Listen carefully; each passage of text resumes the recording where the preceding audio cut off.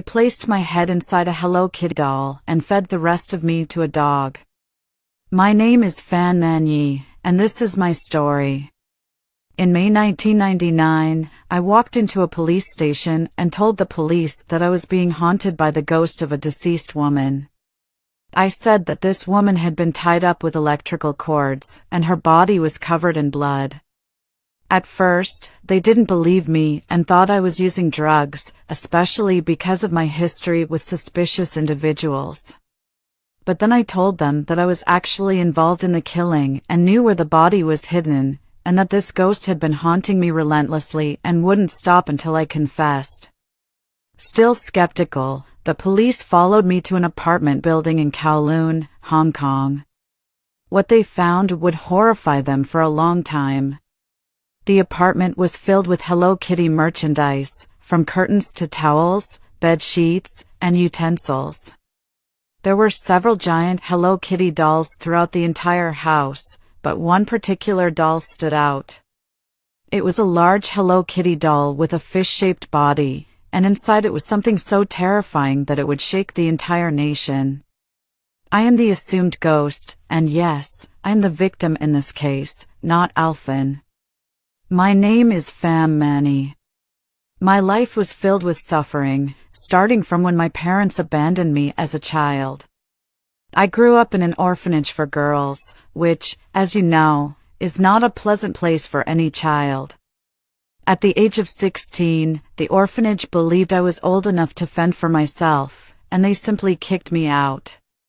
With nowhere to go and no real skills, I found myself on the streets doing whatever I could to survive. I tried my best to rebuild my life. Unfortunately, it didn't last. In 1997, I met a man named Sean, a smuggler and a leader of a criminal organization who became one of my regular clients. He was a dangerous man. One day, I did something that cost me my life. I took his wallet and stole $4,000 from him. He found out and demanded that I return the entire amount plus an interest of $10,000. I managed to come up with the initial $4,000, but needed more time to gather the remaining sum. However, he didn't want to wait. He decided to do something truly brave. He sent 2 guys to pick me up and bring me to him.